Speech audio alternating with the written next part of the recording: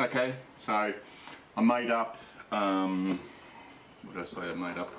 I made up 107 grain Sierra Match Kings and 37 grains to 41 grains of AR2209, which is Hodgdon 4350. This is with new Lapua brass again. Now,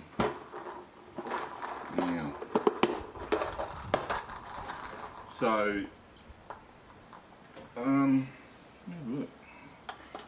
as far as I know, with that from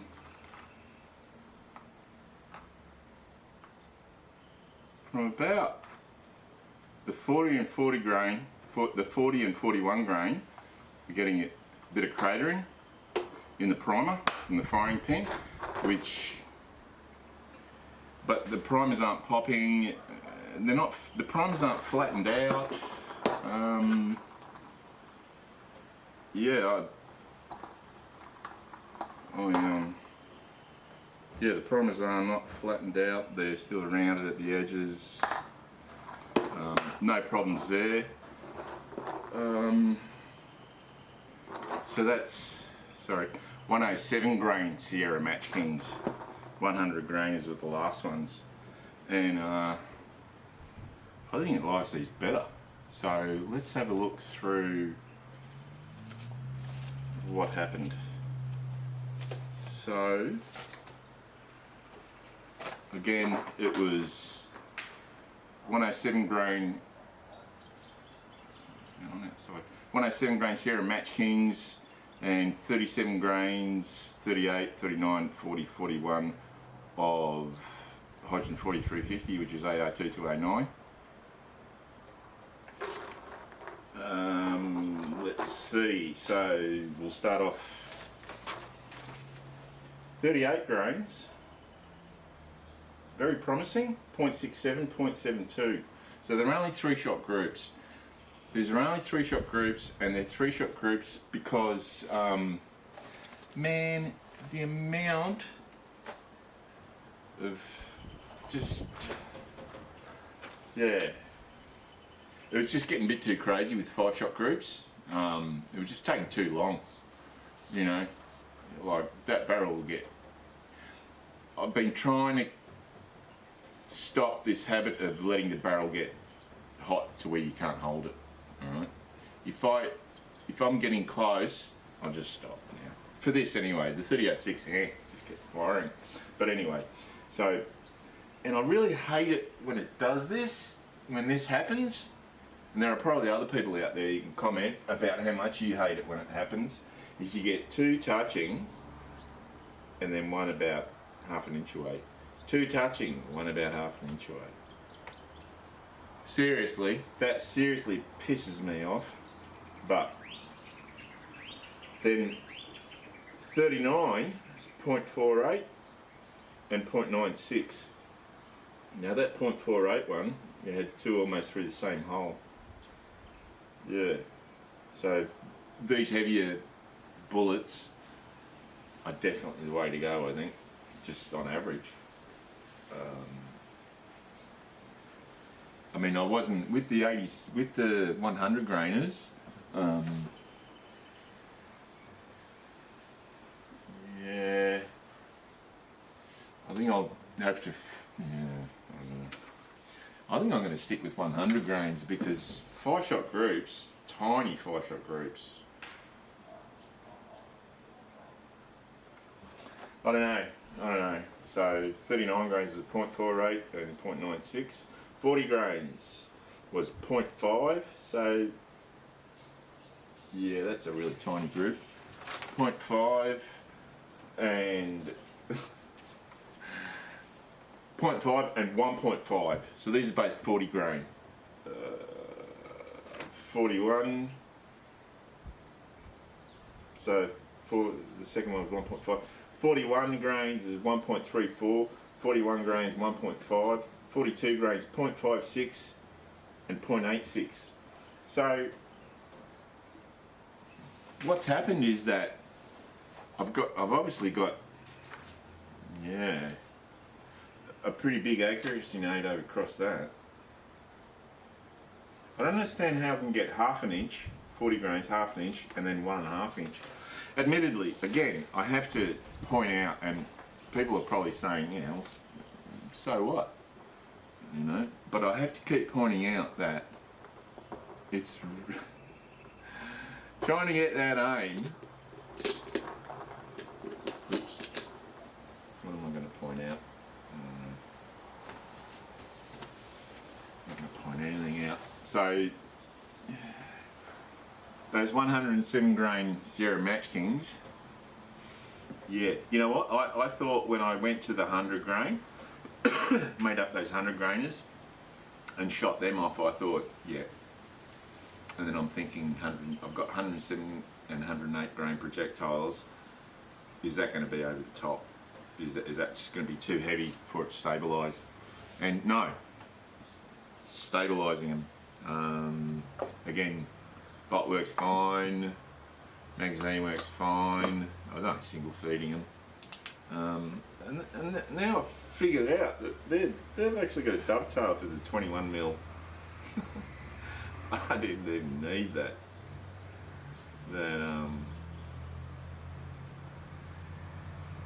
pick rail, but yeah, I've got it now. So anyway, I don't like this stock. There's probably people out there going, what? You're a fucking idiot. All these things you don't like. I don't like trigger, I don't like stock. To me the stock looks half-assed and sort of cobbled together. Like they went, you know what? Why don't we put something on there? Yeah, it's just, I don't know. Never been a fan of Tikkas. But it's an accurate gun. Anyway, let's get down to some good old-fashioned shooting.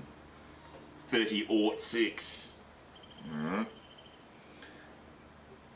Man, actually, one of the guys who I shoot with there at the range, Rick, I said to him, man, I don't know how this thing is, I have no idea how these groups are happening because that reticle is so chunky.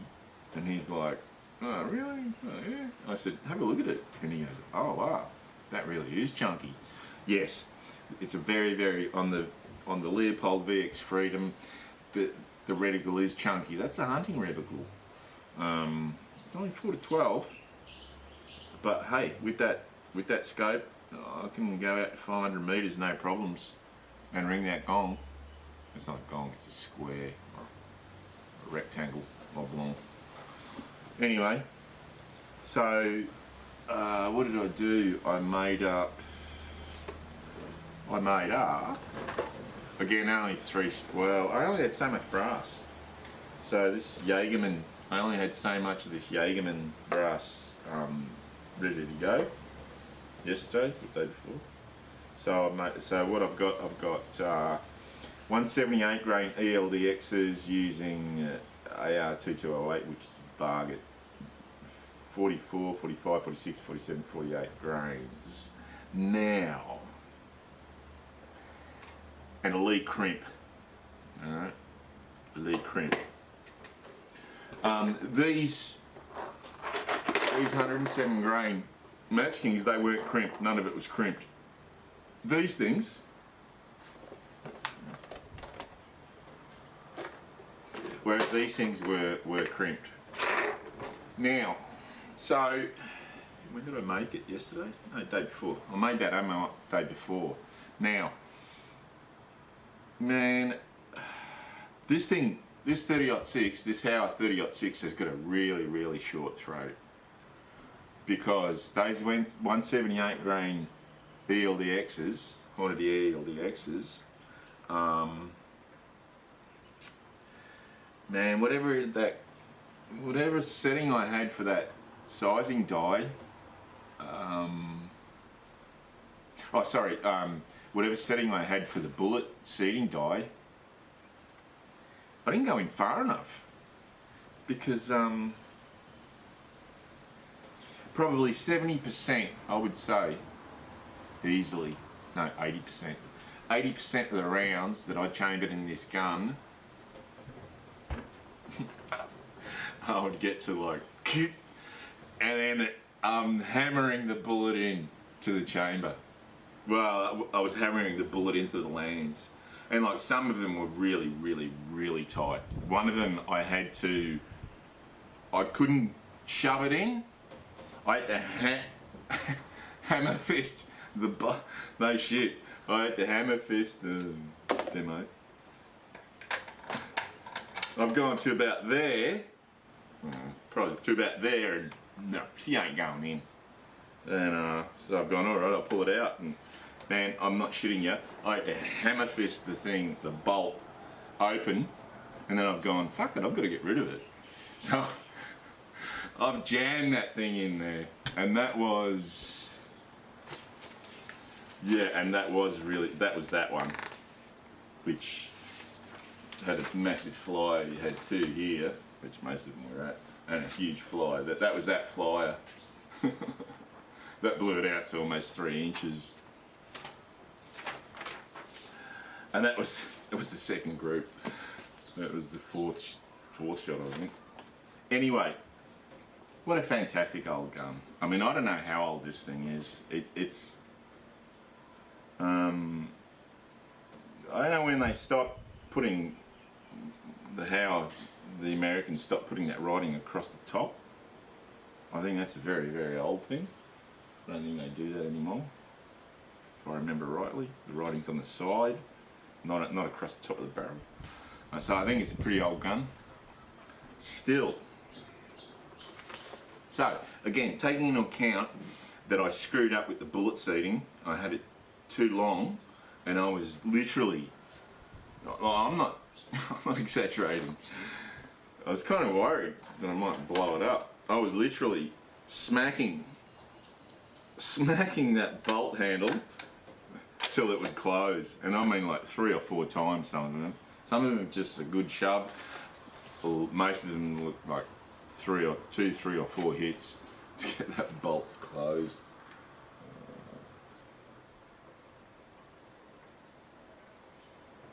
Pardon me. And that is it's true. It's absolutely. Yes. Yes. Now, so the first group with 44 grains, so these are 178 grain Hornady ELDXs using Varget AR2208. So, let's have a look at the first one. So that was 1.5. It's a massive fat reticle. It's almost. Then the second group of 44 grains was 2.93, but that was that one that was like, yeah, it was just jammed beyond belief. And 45 grains, 1.7. It doesn't look like 1.7, yeah. It's smaller. It's sort of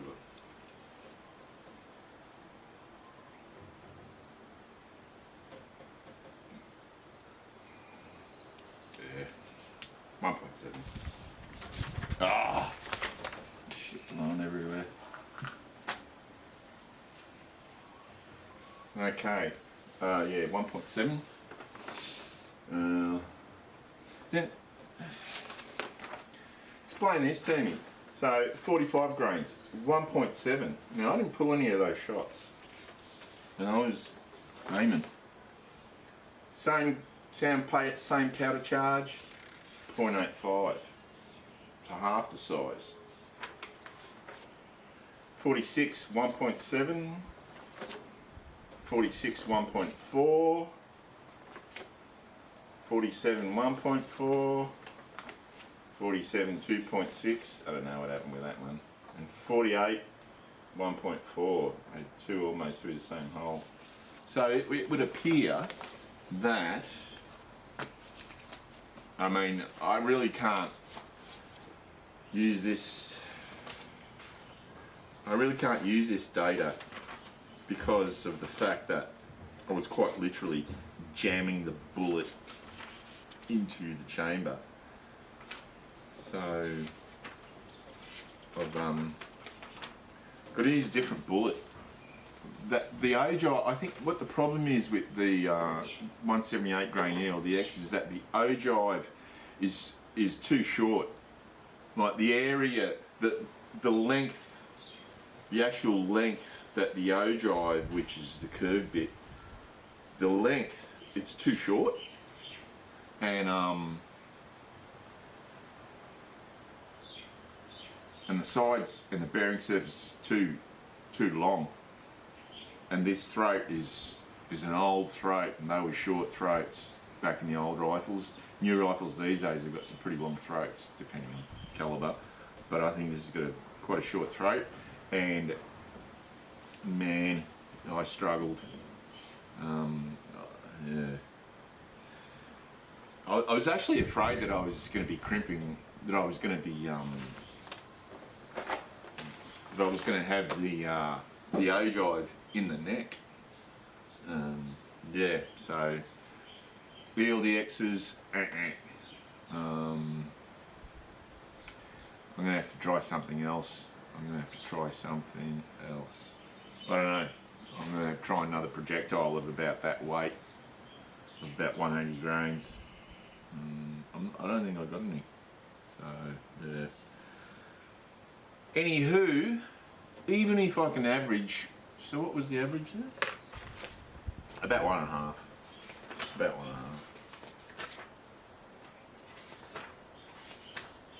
1.5. Yeah.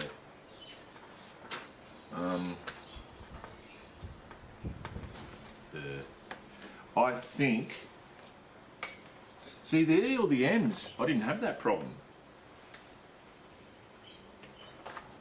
The ELDM and the ELDX, the profile of the ogive must be different. It must be different. I don't know. So, what I'm going to say is that I'm going to have a long, hard think about what I'm going to do. Whether I'm going to go with the next, I don't know what I'm going to do. But, yeah. So I'm still forming brass. I'm still forming the new Lapua brass. So,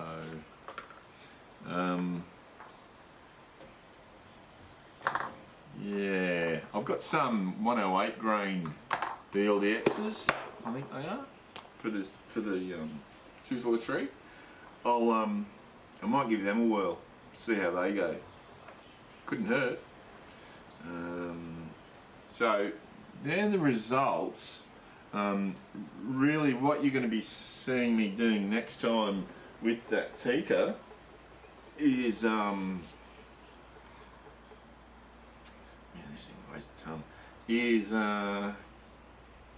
I'd really like to get a Timney trigger.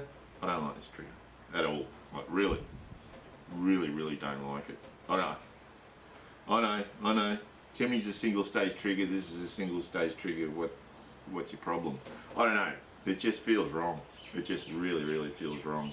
And I think when I get to Timney, that's going to improve accuracy. I really do. The other thing is a different stock or chassis, and I think really the best option is the Oryx. I mean, I don't think you can go past it for the quality, value, yeah, rock solid. Yeah. So, summing it up. This is a great old gun. Now I want to make up some 180 grainers that don't have a bullshit ogive like those ELDXs did. So until then, see you later.